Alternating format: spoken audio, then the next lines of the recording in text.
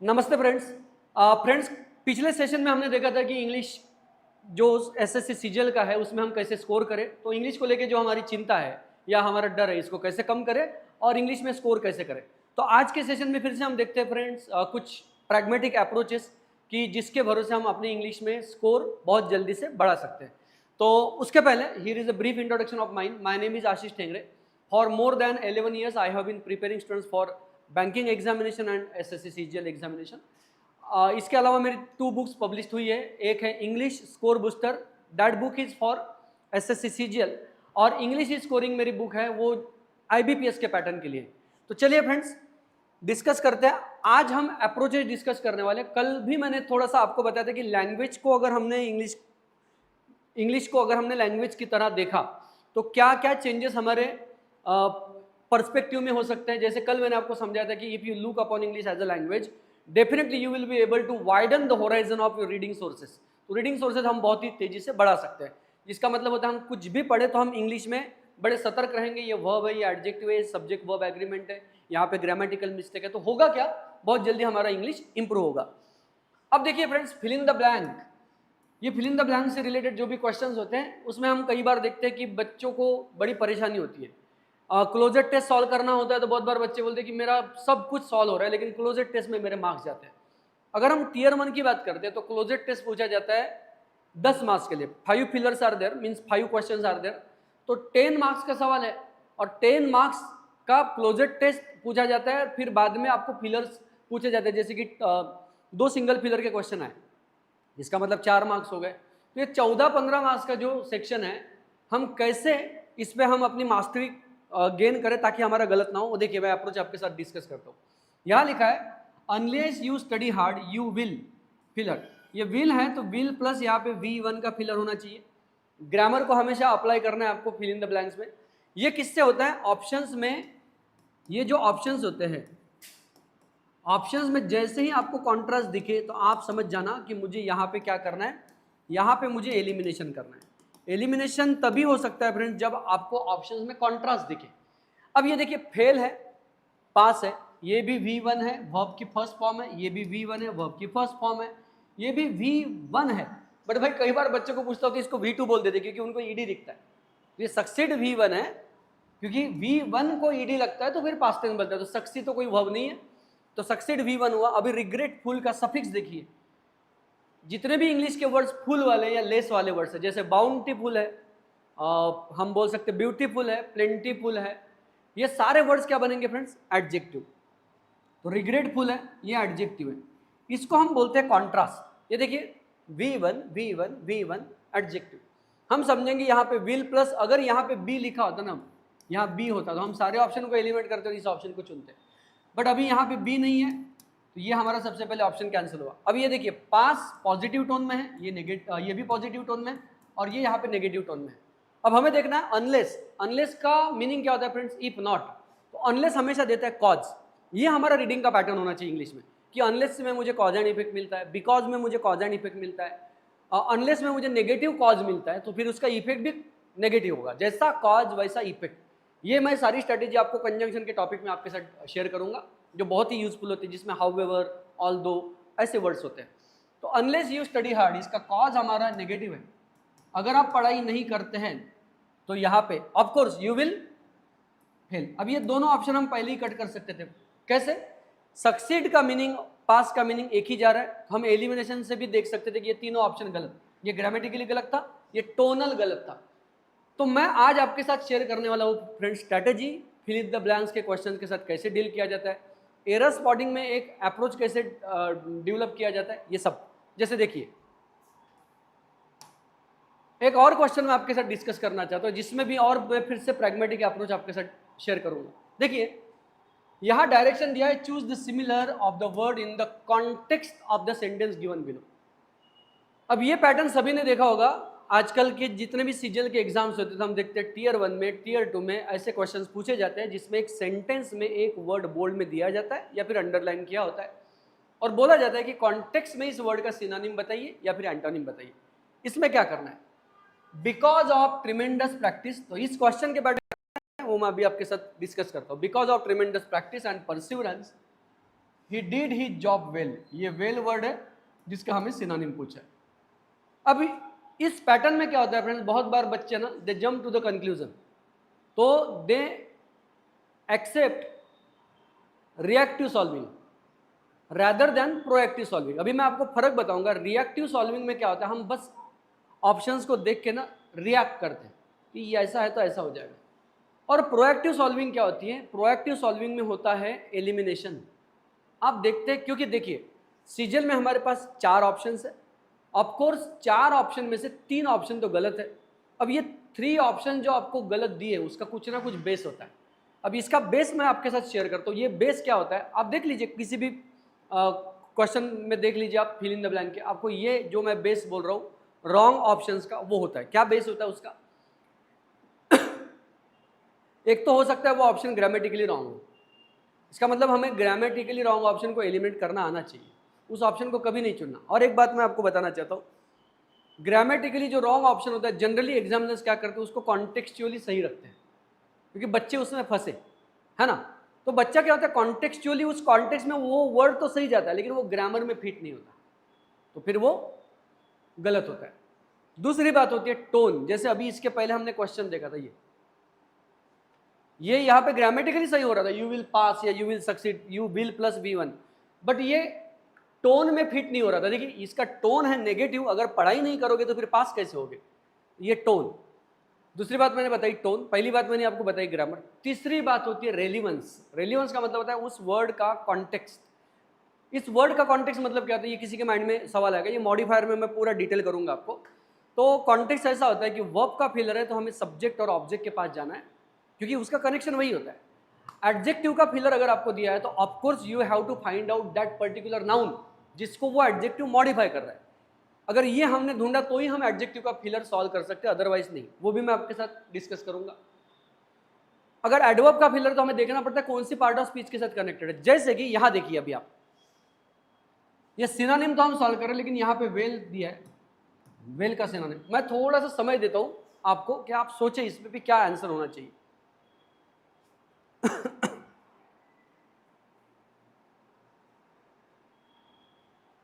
ठीक है, मैंने थोड़ा सा आपको समय दिया जानबूझ के कि आप थोड़ा सोचें इस पे कि क्या हो सकता है। अभी आप ना कुछ आपकी लाइन ऑफ थॉट आपने फॉलो किया होगा कि यहाँ पे ऐसा होगा वैसा होगा। अब जो भी देखिए, मैंने थोड़ी देर पहले आपको एक बात समझाने की कोशिश की थी कि आपको कॉन्ट्रास्ट दिखना चाहिए। कॉन्ट्रास्ट का मतलब आपको सभी को पता है, फर्क, डिफरेंस। अगर चीज़ों में फर्क दिखता है तो चीज़ों में एलिमिनेशन करना और सिलेक्शन करना आसान होता है। इसके लिए मैं एक एग्जांपल बताना चाहूँगा आपको। देखिए आप कुछ भी खरीदने जाते हैं, कपड़े हो या फिर सब्जियां हो, जब आपको चुनना होता है तो आपको फ़र्क दिखना चाहिए। जैसे कोई बंदा अभी मार्केट गया, वेजिटेबल्स खरीदने गया, उसको टोमेटोज खरीदने, तो वो टोमेटो को देखता है, ये अच्छा है, ये बुरा है, ये अच्छा है, बुरा है। कुछ लोगों को तो वो भी समझ नहीं होती, जिनको समझ नहीं होती वो मतलब घटिया से घटिया भी टमाटर लेके आते हैं, फिर घर की डांट पड़ती है उनको, है ना। तो इसका मतलब क्या हुआ, उस बच्चों को डिफरेंस नहीं दिखता। वही सेम बात आपके साथ इंग्लिश में होती है, जब ऑप्शंस को आपको सिलेक्ट करना होता है, फिल इन द ब्लैंक का जो पैटर्न होता है उसमें। अब ये देखिए ग्रेट, मैं आपको कॉन्ट्रास्ट दिखाने के लिए यहां पे लिख रहा हूं, ये एडजेक्टिव है, सिंसियरली एडवर्ब है।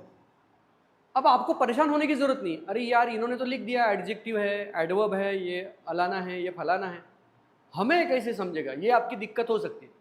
मैं उसको लेके बाद में आपके सामने तो वो वीडियो शेयर करने वाला हूँ कि जिसमें पार्ट्स ऑफ स्पीच को कैसे आइडेंटिफाई करें, क्योंकि अगर आपने पार्ट्स ऑफ स्पीच को आइडेंटिफाई करना सीखा तो आपका ग्रामर आपके कंट्रोल में आया।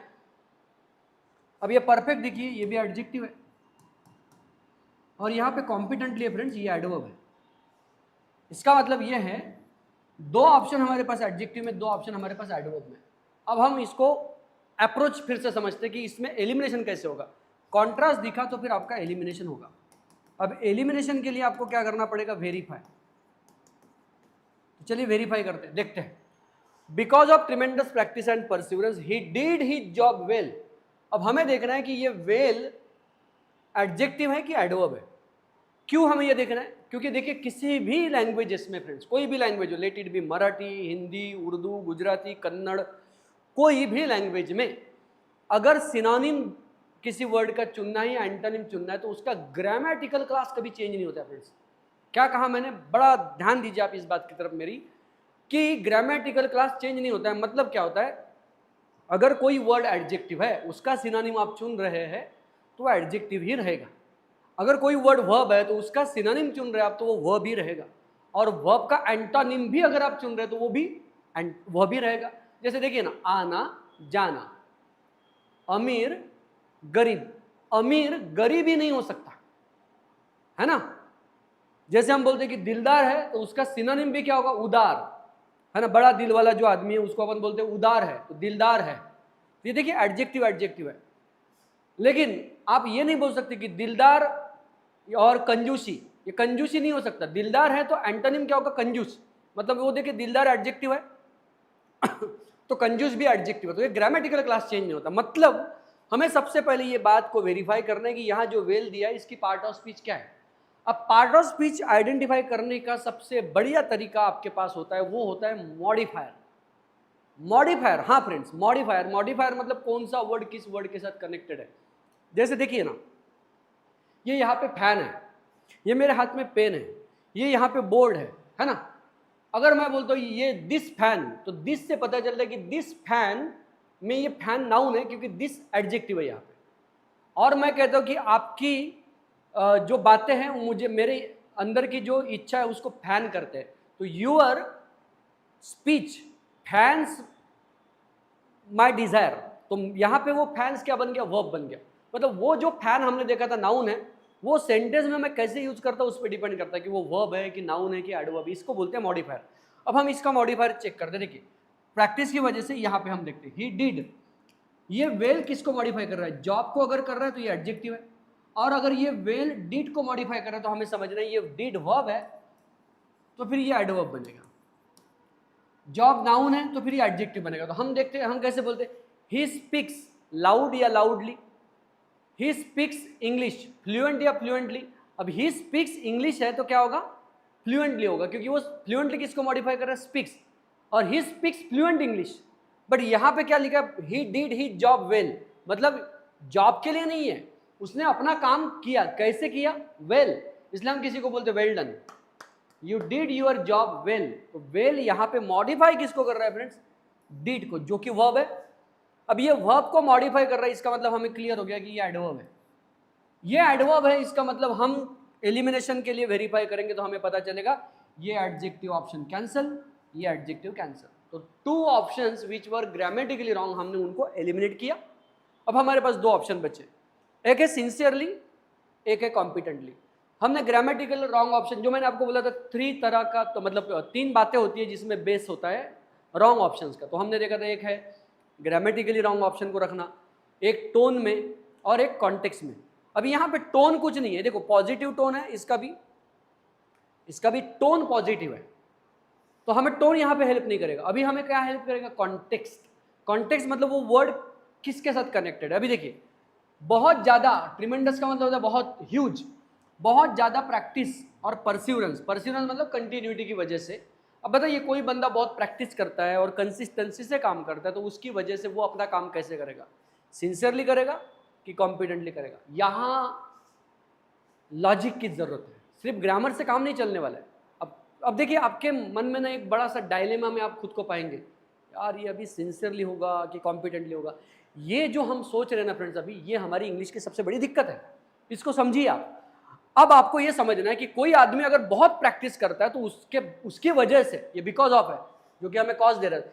अब प्रैक्टिस की वजह से कोई भी आदमी अपने काम को ईमानदारी से नहीं करता, हम बोलते हैं इफिशिएंटली करता है। तो he did his job well मतलब उसने बहुत ही इफिशिएंटली अपना काम किया। अब किसी के माइंड में अगर डाउट है तो मैं उसको भी बता दूं, कोई सोच रहा होगा कि भाई सिंसियरली क्यों नहीं हुआ। बाय द वे, वेल का मीनिंग सिंसियरली तो होता नहीं, और इस कॉन्टेक्स्ट में भी नहीं हो सकता कि वो अपना काम ईमानदारी से करता है बहुत प्रैक्टिस की वजह से। मैं तो कहता हूँ बहुत अगर आदमी को प्रैक्टिस है और परसिवरेंस है तो ईमानदारी से नहीं करता है, फिर वो फिर बेईमानी शुरू कर देता है, क्योंकि उसको इतनी प्रैक्टिस हो जाती है कि फिर बोलता है हाँ ऐसे ऐसे काम कर देता है। समझे फ्रेंड्स, ये है इंग्लिश के अप्रोचेस। अब देखिए इंग्लिश में फिल इन द ब्लैंक्स के क्वेश्चंस को छोड़े तो और दिक्कत क्या, और मैं एक फिल इन द ब्लैंक का ही क्वेश्चन आपके साथ डिस्कस करना चाहूंगा, क्योंकि और एक क्वेश्चन दिया है ताकि आपको समझे कि हम कैसे ये सॉल्व करते हैं। देखिए यहाँ फिल इन द ब्लैंक का और एक क्वेश्चन है, यहाँ पे देखिए ऑप्शंस है आपके सामने। Nobody could comprehend his speech, ये नेगेटिव कॉज मिला आपको, यहाँ पे नेगेटिव इफेक्ट मिला मान सकते हैं। ये नेगेटिव इफेक्ट है, कोई भी बंदा समझ नहीं पाया था। कॉम्प्रहेंड का मतलब समझना होता है उसकी स्पीच को। एज का मतलब क्या होता है? बिकॉज। अब ये इधर क्या रहेगा? कॉज रहेगा। इधर अगर नेगेटिव है उसका इफेक्ट, तो ऑफकोर्स उसका कॉज भी क्या रहेगा? नेगेटिव ही रहेगा। चलिए देखते हैं। कोई भी बंदा उसकी स्पीच को समझ नहीं पाया था, as there was a lot of filler, यहाँ पे फिलर दिया है, in the terminology use by him. अब एक वर्ड है इम्प्रिसिजन, एक है मिस्टेक्स, एक है कॉम्प्लिकेशन, एक है गैप। यहां फिर से हमें देखना है वही, क्या कुछ कॉन्ट्रास्ट है क्या? अगर कॉन्ट्रास्ट है तभी एलिमिनेशन होगा। एलिमिनेशन के लिए हमें फिर वेरिफिकेशन करना पड़ेगा, है ना। ये ढंग से लिख लेता हूं एक बार। एलिमिनेशन, एलिमिनेशन के लिए हम क्या करते हैं? वेरिफिकेशन। चलिए ये प्रोसेस फिर से मैं आपको एक बार फिर से एक्सप्लेन करता हूं। तो कॉन्ट्रास्ट है तो एलिमिनेशन है, एलिमिनेशन के लिए हमें आपको वेरिफिकेशन की तरफ लेके जाना पड़ेगा। तो देखिए अभी देखते हैं, यहां ये सिंगुलर है नाउन, यहां ये प्लूरल है, ये भी प्लूरल है, और ये फिर से सिंगुलर। अब आप बोलेंगे ये हमने क्यों किया?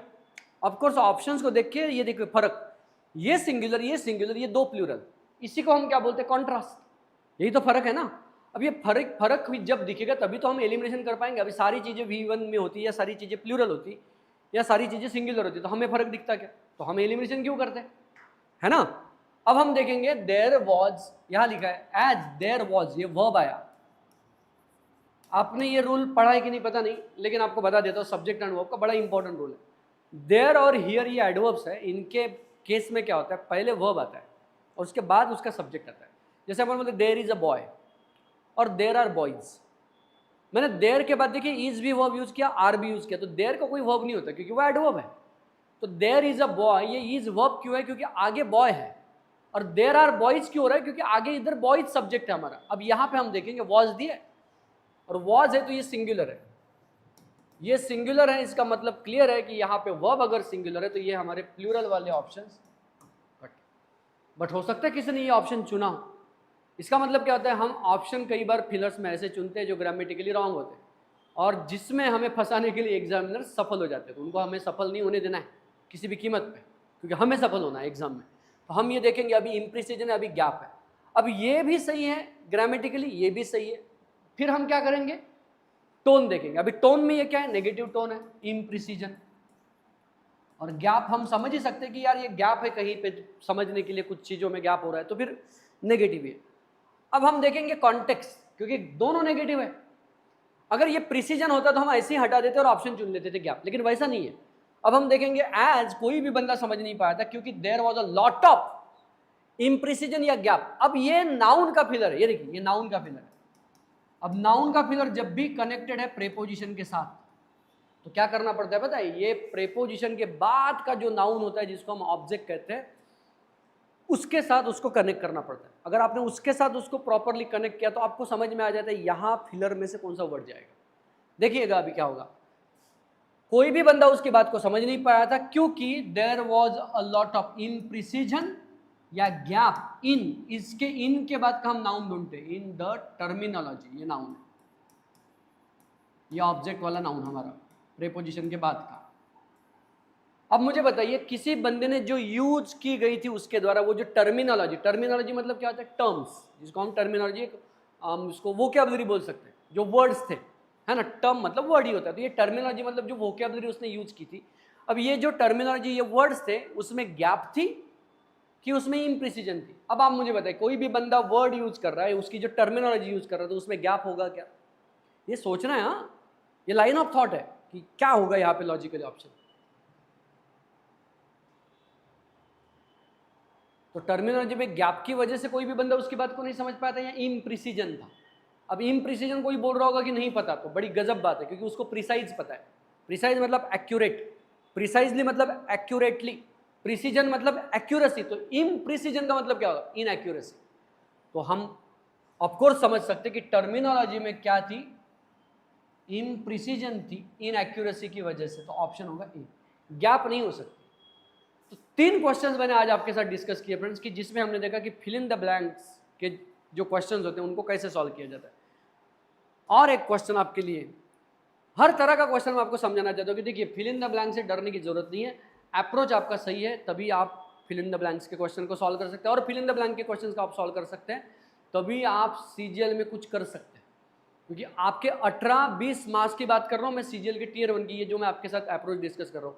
क्लोजेट टेस्ट सॉल्व करना है 10 मार्क्स है, 3 क्वेश्चन है सिनोनिम या एंटोनिम के कॉन्टेक्स्ट में, ये 6 मार्क्स है। 2 भी क्वेश्चन अगर सिंगल फिलर के पूछे वो फिर से 4 मार्क्स है। तो देख लीजिए 18-20 मार्क्स की मैं बात कर रहा हूँ आपके साथ, जहाँ पे हम ग्रामर को टटोलते हैं, टोन को टटोलते हैं और कॉन्टेक्स्ट समझते हैं, बस उसी के मार्क्स है। जैसे ये क्वेश्चन अभी फिर से दिया है, most of the organisations are doing their best to the existing gap, मतलब यहां पे समझ में आता है V1 का फिलर है, सारे V1 है। Most of the organisation are doing their best, वो बेस्ट कर रहे हैं to fit connect plug attach. अब ये वर्ब का फिलर है, ये हमें समझा। अब यहां पे देखिए कॉन्ट्रास्ट नहीं दिखेगा आपको, अब यहां पे आप देखेंगे कॉन्ट्रास्ट नहीं, ग्रामेटिकल कॉन्ट्रास्ट बिल्कुल नहीं, सारे ऑप्शन V1 मतलब वर्ब की फर्स्ट फॉर्म में है। यहाँ पे कोई V2 V5 में होता तो हम कट कर देते, लेकिन हमारे पास वो स्कोप नहीं है अभी, मतलब एग्जामिनर ने सारे ऑप्शन ग्रामेटिकली हमें सही दिए। अब हम देखेंगे अरे यार फीड भी दिया, कनेक्ट भी दिया, प्लग भी दिया, अटैच भी दिया। अब ग्रामेटिकली सारे कनेक्ट है तो करेक्ट है, तो हम देखेंगे क्या टोन में कुछ कम ज़्यादा है क्या, ये टोन कुछ, तो फिट प्लग कनेक्ट अटैच सबका टोन भी एक ही तरफ जा रहा है, कहीं ना कहीं पॉजिटिव टोन की बात कर रहे हैं। अभी हमें क्या देखना पड़ेगा, ग्रामर सही है, टोन सही है, तो हम क्या देखते हैं कॉन्टेक्स्ट। अब कॉन्टेक्स्ट मतलब क्या होता है, वो जो वर्ब का फिलर है वो ऑब्जेक्ट, एडजेक्टिव का फिलर है वो उसका पर्टिकुलर नाउन, किस नाउन के साथ वो कनेक्टेड है, किस नाउन को वो मॉडिफाई कर रहा है। तो ये देखते हैं बहुत सारी ऑर्गेनाइजेशन उनके बेस्ट ट्राई कर रहे हैं, बेस्ट एफर्ट्स दे रहे हैं, किसके लिए, फिट करने के लिए, कनेक्ट करने के लिए, प्लग या अटैच। बट कॉन्टेक्स्ट क्या है, गैप। ये क्या है, ऑब्जेक्ट। ये किसका ऑब्जेक्ट है, यहां पे जो फिलर आ रहा है ये इसका ऑब्जेक्ट है, एग्जिस्टिंग यहां पे एडजेक्ट है। अभी जो मौजूदा गैप है उसको क्या करना है, किसमें, तो प्रेजेंट सिस्टम में, टू एमेलियोरेट द सिचुएशन, सिचुएशन को बेहतर बनाने के लिए, बेटर बनाने के लिए। एमेलियोरेट का मतलब होता है इंप्रूव, बेटर बनाना। तो अभी आप बताएं गैप को क्या फिट किया जाता है। जैसे अभी देखिए मैं आपको बिल्कुल डेमो देता हूं, लाइव डेमो। ये देखिए ये 2 हाथ है मेरे, इसमें ये गैप है, देख रहे हो आप, गैप है। अब देखिए गैप को मैंने फिट किया, हाँ जी। अब कोई बोलेगा हाँ जी इन्होंने गैप को फिट किया, तो मैंने गैप को फिट नहीं किया, या मैंने गैप को कनेक्ट नहीं किया, या गैप, ये देखिए मैंने ये हाथों को अटैच किया, गैप को थोड़ी अटैच किया। तो गैप को फिट किया जा सकता है। अभी ये 2 चीजें हैं, ये है और इधर ये गैप है, तो गैप को हम फिट करते हैं क्या, समझना पड़ेगा ना यहाँ पे। नहीं, ये मैंने हाथों को कनेक्ट किया, गैप को कनेक्ट नहीं किया जाता। और गैप को तो अटैच करने का सवाल, गैप को कैसे अटैच करो, वो ऑलरेडी गैप है उसमें कैसे अटैच करोगे आप। तो ये गैप आपको बताता है कि यहाँ पे जाएगा प्लग। अब मेरे ख्याल से हमारे कैमरा में ये नीचे नहीं आ रहा है, तो हमारा जो डिजिटल बोर्ड है यहाँ पे इंटरैक्टिव पैनल, इसके नीचे यहाँ पे प्लग रखा है, प्लग लगा रखा है। अब आप आपके रूम में देख लीजिए, इधर उधर आपने कहीं ना कहीं प्लग लगा हुआ होगा।